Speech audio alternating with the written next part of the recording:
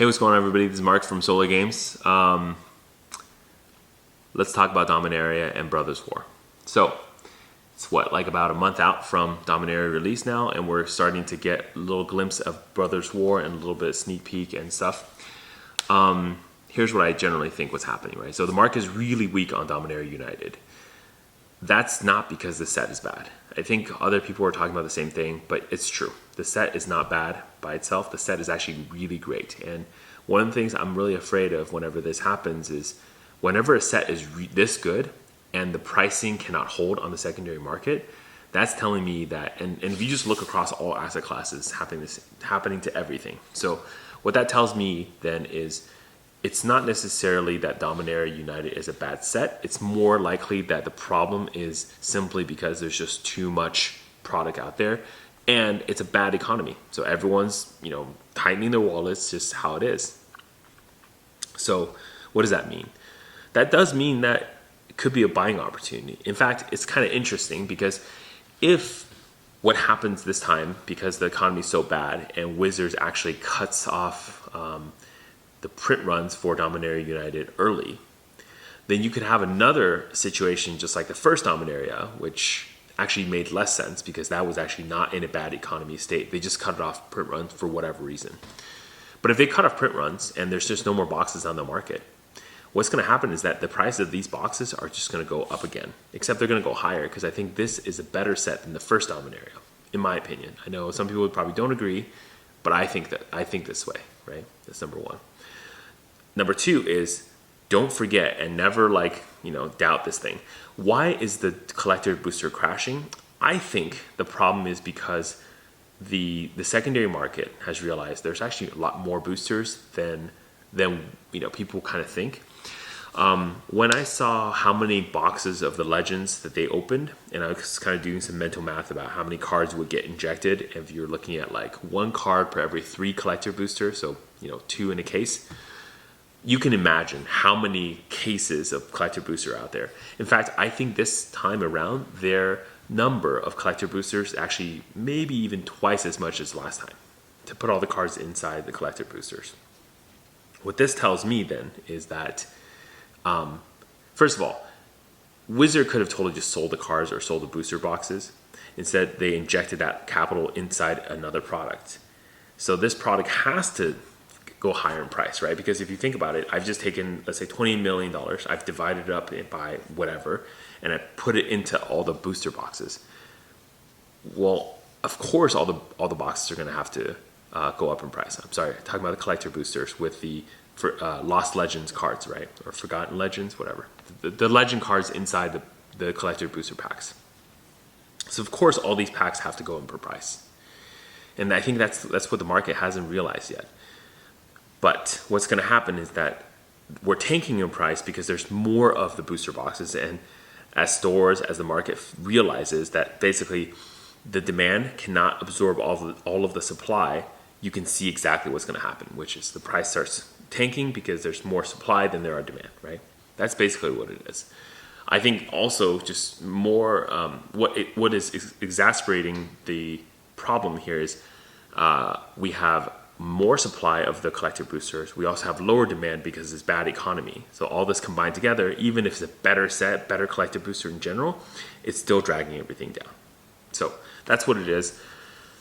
My take, if you care about this set, you think it's fun, I would start picking up some of these collector boosters. I think last time I saw they're hitting like 200-ish. So that's pretty low.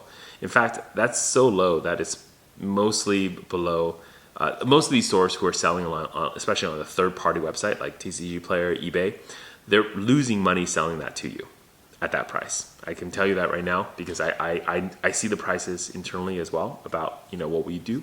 So I can tell you that's what's happening. Yeah. Now, the other thing that we have to talk about, so this is just closing off the topic on Dominaria United, I think it's a good set. I think it will age well into the future. In fact, the more it's bearish right now about the set, that means that the allocation is going to get cut earlier, which then means that probably the set's going to age even better. The set's good. Don't worry about it. It's going to be fine. Now, let's talk about Brothers War. So right? Couple things for Brothers War. We surprise, surprise, surprise. They're serialized cards. Ha ha ha. Right? I thought it was going to happen earlier. Honestly, I thought around Streets of New Capenna was when they're going to introduce serialized cards, but I guess I was wrong. So serialized cards are going to be in the collector boosters.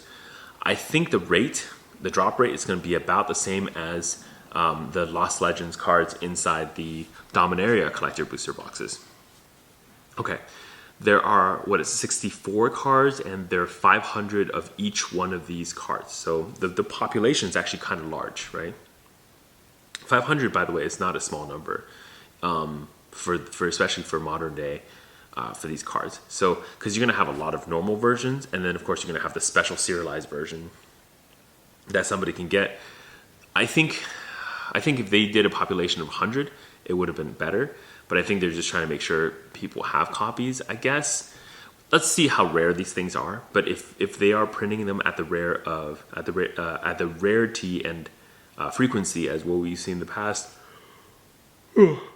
excuse me, then that means probably that you're looking at about same or similar print runs as Dominaria United. Again, even if the economy tanked, they wouldn't have known this because they would have had to put all these numbers up to their printers way in advance, right, for this release. So these products are already done. They're getting them out into the warehouses and to the distributors' hands now so they can even have the release for the future. So the distributor is probably getting all the products soon or now. And then the distributors can then send them out to basically all the customers of their, based on their order. Yeah. So what does this tell me? This tells me that Wizards is getting, I think it's a bad sign because it's telling me that Wizards is getting a little bit desperate, right? If they have to continuously pump more and more special things into their sets, and realistically, okay, let's first talk about this part. If they have to keep pumping all these specialty things into their sets to continue to sell, that's not a good thing because here's what happens. Once you go up here, you can't come back down, right? So you saw what happened with the box hoppers. If you have good box hoppers and you have bad ones, then everyone's just going to write the box hopper off. It's not worth anything. So then you charging a higher price because you're saying there's a box hopper doesn't actually do anything, right? So in the same way, if these serialized cards continue to be put in the boxes, and then you have either more of them, meaning there's like instead of 64 of them that have 500 population each, you have 128 of them, 300. This is what's happening with like all the showcase cards as well. Then at some point, people are just not going to care. Like, why do I care to have that one card and I have, like for example, number 23 of, 500. But there's like 100 of those cards. I don't really care. The other part of it happens. Excuse me. The other thing that could happen is that they could increase the population, meaning each one of those cards could also have 2,000, 3,000 copies. It's still serialized, but once you get to a certain number, it doesn't matter anymore. Because I'll tell you something that's interesting, right? Those, for example, Mana Crypt inside Double Masters 2022. That's the full art showcase, full art foil version of that card, right? That card is actually, if you think about it, kind of a serialized card because it's kind of like the chase version. And I guarantee you that population of that card is not that big. Maybe in the total, there might be 1,000, maybe 2,000 of those cards. Just given how rare that card is to pull in general, you kind of have an idea of what the population of that card is in the entire environment, right? 2,000 of that card is a lot, but it's also not that much. So you get to a certain point and then you start realizing just because I write a number on there, it really doesn't change anything. If that card is really, really uber rare, it's still going to be super rare. In essence, what they're doing is they're telling you how many they're printing versus actually just printing that many and then you not knowing it, but you can kind of feel it when you go to the secondary market, right? So this is where, for example, you can tell like the Phyrexian foil version of the cards, the Praetor so far, they're kind of rare, right? They're not that common. So things to think about. Yeah. The other thing that you have to really think about too is when they start putting all these specialty cards inside the product, like what's next? Next year when they release like whatever, brand new Phyrexia, whatever the set's going to be called, the Phyrexian set, if they don't put something crazy inside the collector boosters, everyone's going to say, what these things are terrible, blah, blah, blah, blah, right? So they have to go crazy again. And so that's the problem, is this is kind of like power creep. Once you go up here, you have to go higher and higher and higher. Otherwise, people are going to value that new product way less than the previous one, because they're going to say, well, that product had, Legends cards. This one doesn't have anything. Why would I pay you $240? Remember, this price increase from Wizard is here to stay. That's not coming back down. So everybody, including me, we're all paying a higher price. But the market hasn't really realized that yet. So I see, secondary market, I see people still paying a certain amount for cards, and I'm like, that is not going to be sustainable long term. The other thing to think about too is this. If I were given a chance to say, do you want to buy Brothers War collector boosters or Dominaria United collector boosters, and you put them at like, I don't know, same price or similar price, I'm going to be honest, I would probably prefer the Dominaria United ones. Here's why. Those legend cards are a known good. They're not printed. Their population exists because it's the reality. Okay? So this is something to think about. They didn't print those new cards. They inserted these cards in that were from their inventory. And basically Wizard was holding these out for a long time, and now they can finally put it into a product, inject it, make it really, powerful. What they're essentially doing though also is they're putting the population, they're really putting a bottom on the population report, right? So for example, how many Tabernacle are out there in the world? Let's say, I don't know, 4,000, 5,000, I don't know. Maybe something like that, right? How many in certain condition? So if you pull a Tabernacle in near mint condition from that box, it's gonna be worth quite a bit now. And actually, them opening those boxes should not have tanked the price. In fact, it should increase the price, simply because now the population denominator is more known, right? And they really haven't increased the supply. I mean, eventually somebody's gonna find those boxes, open them, find the Tabernacle. If it wasn't part of this event, it would have been something in the future. So really, it doesn't change anything, right? This is why Wizard still has like beta draft, because they have beta boosters. They have boxes in their warehouse. You know this, I know this, everyone knows this, right? They've saved them all these years because they're like, oh, we can run events with these. Great. Yeah. So basically, that's what's happening on their side, on the Wizard side. Now, if you look at the serialized cards, they're special because I said they're special. So this is my whole problem with like fiat currency, other things like that too, is that the value of a thing is because I print it differently. Imagine, right? Like, why are certain cards worth more than other? Because the art I print on top, in the front. The crazier part is the fact that like, hey, I just print 500 on the bottom and I put a number on top. Oh, now this card's suddenly worth more. That's creative value. And so yes, is it valuable? Absolutely, right? And it's a smart idea in general. But never confuse that with true value of like, hey, there's only 1,000 of these cards out there, and this is one of them. And there's a big difference between those two. Now, this is why I think still reserve list is pretty strong, and it's something that's really important. But at the same time, serialized cards are kind of pseudo reserve list, right? Because they're not going to print another, I don't know, 33 out of 500. The other part of this too is really interesting, is that you have like serialized cards now, you have showcase cards now, you have all these special frames, right? And so going into the future, there's going to be more and more of these specialty things. Even like my last video, we're talking about Warhammer. Those Warhammer cards, I think Professor talked about this too, are pseudo reserve list cards. Because here's the thing, you can't, like, just like how we still don't have Walking Dead cards, and we barely printed all the like Secret Lair, Stranger Things cards. Where's Street Fighter? Where's Walking Dead?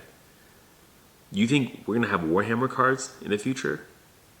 You're crazy, dude. Those cards are not gonna come into any format of Magic cards for a long time. 2 years, 3 years.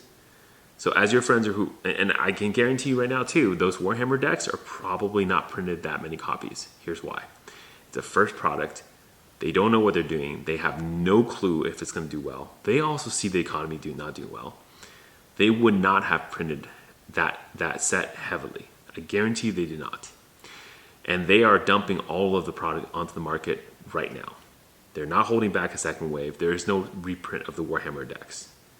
So once these are done, because again, the printers that do the commander decks are doing the next set of commander decks. We have commander decks happening all year long. It comes with every standard set and sometimes outside of standard sets, like the Warhammer decks or the Secret Lair commander decks. So these printers are taxed all the time. They have no time to go back and reprint something else from before. Yeah, and that's the reality. So what am I doing? This is a good time to buy cards, man. I'm telling you, if you like reserve lists, it's great. I'm seeing more and more on all sorts of different sources. I'm seeing people come in with, reserve list cards, right? Revised duels are always a great, easy entryway into the reserve list, but there's plenty of cards. If you like them, you feel like you can use them in a deck, you want to play with them, great, buy them, use them. And at the end of the day, they go up in price. So, hey, you're going to be fine going into the future.